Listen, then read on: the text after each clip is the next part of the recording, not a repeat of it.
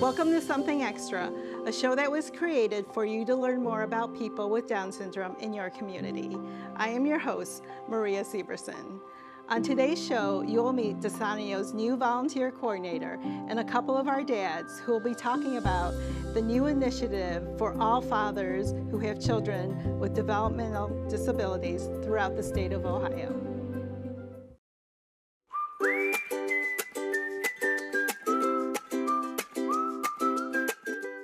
It gives me like chills. Like I walked up to it and like seeing all these families and stuff, I literally was in tears.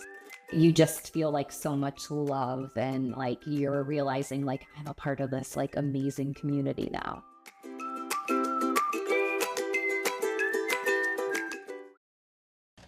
Welcome to Something Extra. I am here today with my colleague, Mandy Spisak. So Mandy, tell us about your role at DSANEO. I'm the volunteer coordinator and office manager, and so I'm just in charge of working with volunteers and kind of explaining the opportunities that we have at DSANEO for different programs and events and different fundraising events. How did you first hear about DSANEO? I was very aware of Artful 21, which is our store, and it wasn't until I saw the job opening that I realized that there were so many other programs and services that they offer. And what are some of the things that you've already been working on? I know you've only been with us for a couple of months, but you've been really busy. Yes, my focus recently has been reaching out to local high schools and letting them know about us and seeing if we could be on their register of nonprofit organizations so that students who are required to fulfill service hours for graduation can do volunteer work with us. And what are the areas that we need volunteers for?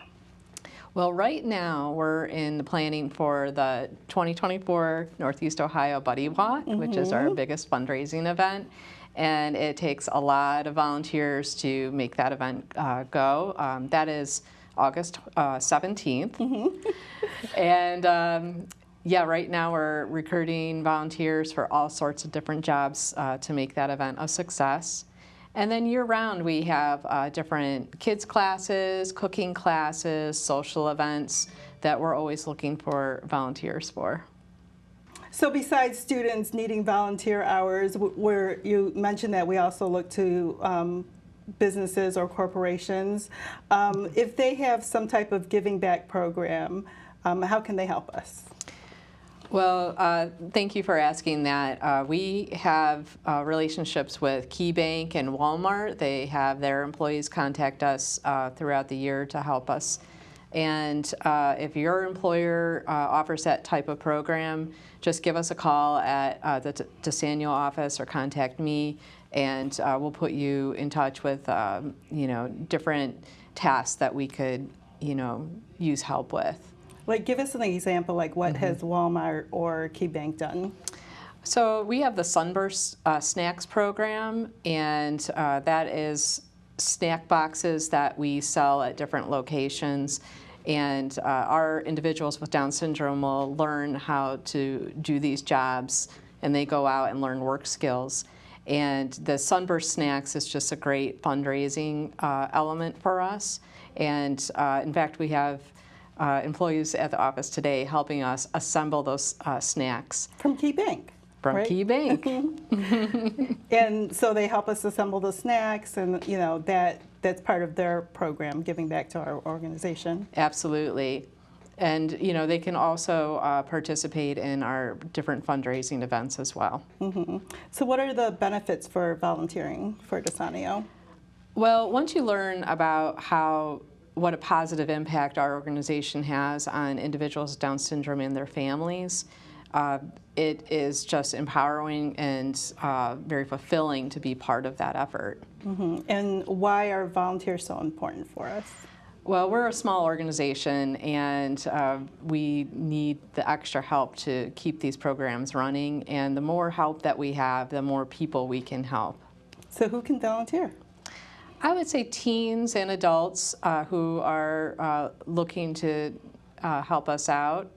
And if you contact us, we can put you in the right direction of what you feel comfortable doing. If you go on our website, you can fill out a volunteer interest form, and you can check boxes as to what program you have interest in. If you really want to work with kids, we have the kids classes, or if you're really interested in social events, you can sign on for that sort of thing. And tell us about the Changing Up program that we're trying to kick off. Yes, we're going to try to get that going, especially for this fall. October is Down Syndrome Awareness Month, and it is a program where we can work with schools or workplaces where people can donate $1 to either dress up or dress down. Maybe even, since it's October, wear a Halloween costume, which I think would be really fun. And it would be a really fun way to raise awareness of the cause and help raise money. So I know you've already mentioned it, but tell us again where someone can contact you if they're interested in volunteering. You can contact me directly, Mandy@DSANEO.org, or you can just give the office a call and we'll talk to you and get you in the right direction. Thank you. Thank you for being here and sharing that information. Thanks, Maria. We will be right back with the Pathways for Pops.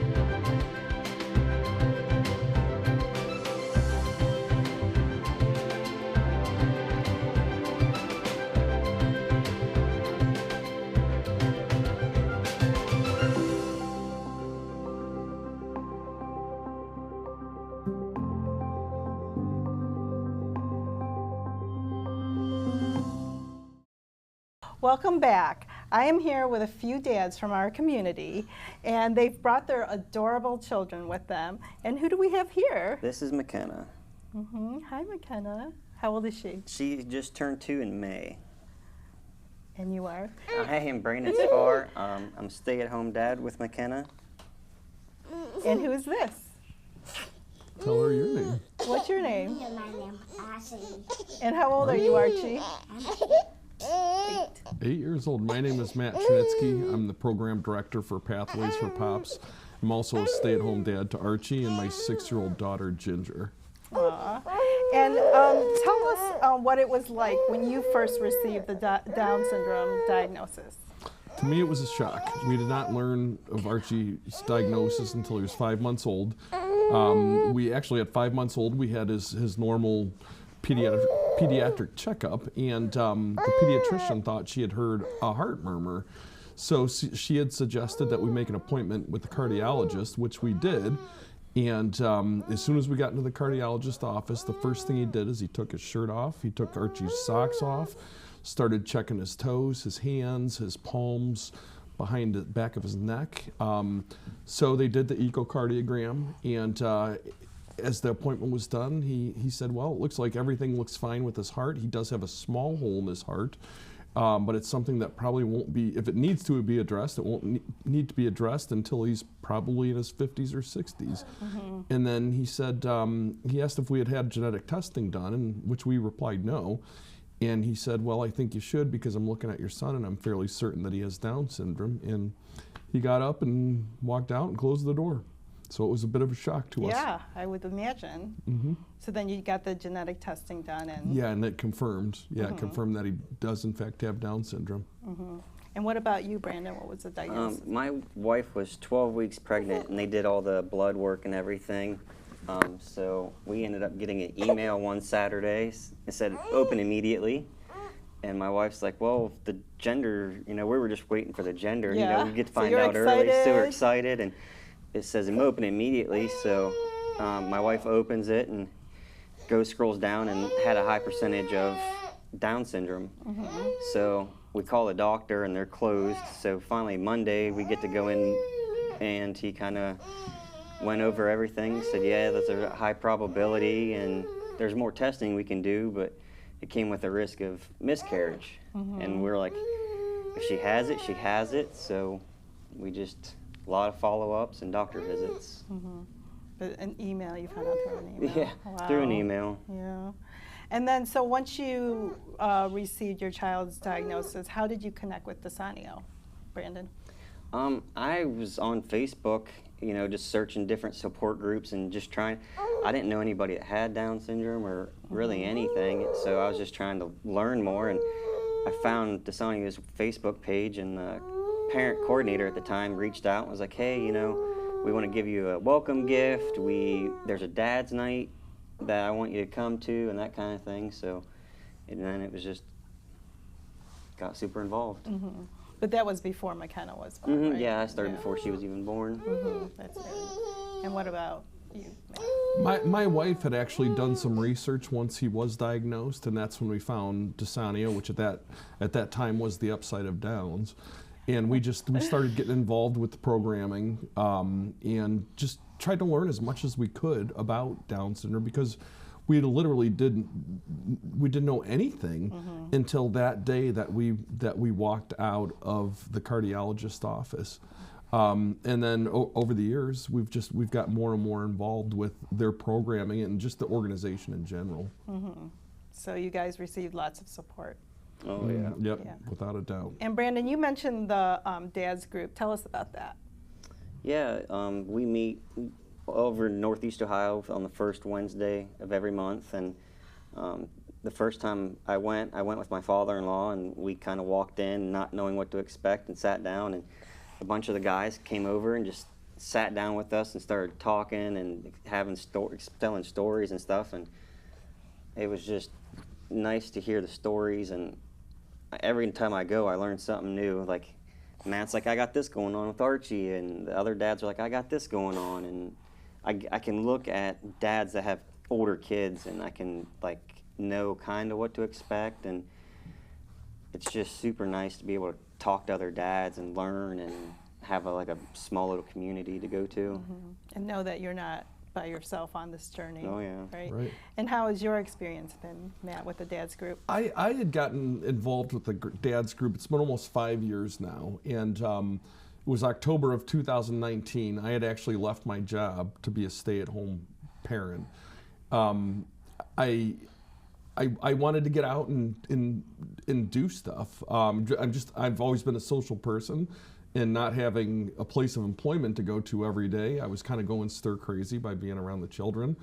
And there was starting to become a push for this Down syndrome dads group. So I thought, you know what, I finally have the time to attend this, so I'm going to go out to a dad's night. And I did. And it ended up being just a fantastic time. I want to say there was almost 20 dads there. Some with young children like myself, some with teenagers, some with grown adults, and everybody kind of clicked, and everybody was there to help each other. At that point, my son was 3 years old, so we were kind of new to the journey. So I had questions, and I didn't really have a whole lot of peers to ask those questions to. So just that first night was just, to me, it was amazing, because it was this whole new wealth of information that I had access to. And from there, I started attending every single month.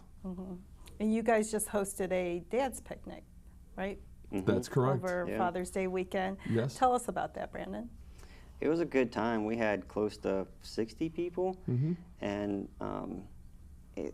we had some new dads come out, and just there was a splash pad and the kids were just having fun, and it was nice to like actually meet some of the other kids and some of the wives and things.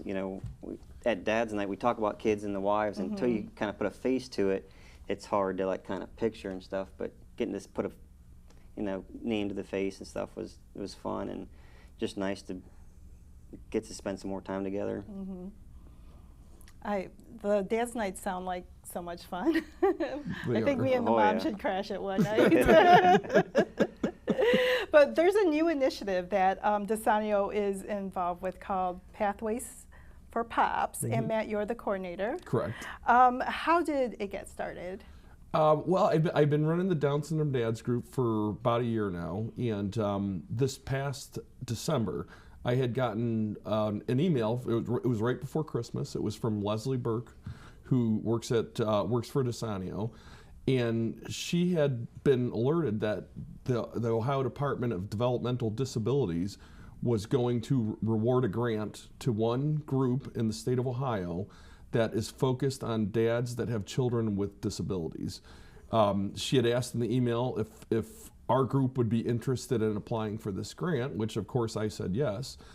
And for the next, I want to say 2 weeks, right before Christmas, myself, Brandon, the rest of the guys in the group all had input on basically an itinerary, how we would use this grant money, as well as all the employees at the office at DSANEO. And sure enough, it was beginning of March. I was ironically on my way to a dad's night out, and I got a phone call, and it was from Leslie and Tony from the office, and they said, "Yeah, you remember that grant that we applied for in December? Well, guess what? We were awarded to it." So it was a great way to start a dad's night. So what are the goals for Pathways to Pops? I mean, what do you hope it brings to the fathers? The initiative of this program is to create unity with dads that have children with a developmental disability, and also get the fathers more involved in their children's lives. Now, it seems like historically the mother has done the lion's share of the work with the children. What we're trying to do is let the dads know that doesn't have to be the case. It's not supposed to be the case. Right. As fathers, we need to be just as involved with our children, their activities, everything they do, their education, their IEPs, as much as the mothers are. And that's what we're doing, trying to offer programming for the fathers, so they kind of learn how to tackle those things, as well as have an additional support group, because there is not a lot of support out there for dads that have children with disabilities. And Brandon, why do you think it's important for other fathers to become involved?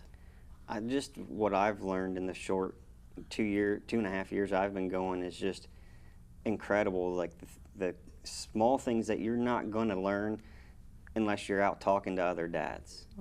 And we had a couple new dads come last night that their kids have different disabilities or different abilities, and it was just nice to talk to them, because I'm sure we can learn from them just as much as they can learn from us. And yeah, a whole different perspective. What they've been trying with their kids might work for our kids, and vice versa. So I'm just looking forward. And then I didn't have a lot of exposure to people with any kind of different abilities, so it's just nice to learn new spectrums and more things that way. So I'm looking forward to it. Great. And what kind of activities do you have planned for Pathways? We have a monthly Dad's Night Out. It's going to be held on the third Wednesday of every month, and it's going to be at various locations throughout Northeast Ohio. Just so it kind of gives everybody a chance, regardless of where they're from in Northeast Ohio, for them to attend. But this program is also reaching out for dads across the state. So we are going to have some online workshops. We have an online workshop scheduled for June 10th, and that's going to be at 12 o'clock noon. And what that's going to do is just kind of give us dads a little bit of a guide on planning financially for our children's future as they get older. We have planned a trip to the Football Hall of Fame, and that's August 24th from 1 to 5, which is a Saturday. It's gonna be free admission for us dads. And we are also in January, we are planning a weekend conference, which it'll start Friday, later in the day Friday. We're all going to be in a hotel. It's going to be in Cuyahoga Falls. And on Saturday, we're going to have programming throughout the day for us dads. Things that kind of pertain to our children with special needs and how we can help them. And tell us again, who can be involved in Pathways for Pops? Any fathers that have a child with a developmental disability across the entire state of Ohio. Okay. And how can someone contact you if they want to learn more about the program? They can email me at matt@DSANEO.org, or you can check it out on DSANEO's website. And then we also have a Facebook page for Pathways for Pops, which we're posting all our activities on that page as well. And anyone is welcome to join that. Great, great. Well, thank you guys for coming on the show and letting us know what it's like to be a father with an individual with Down syndrome. Thank you so much for having us. We appreciate it. Thanks for coming, Archie. And McKenna, is she sleeping? Oh yeah, she's out. She's out. We will see you next month on Something Extra.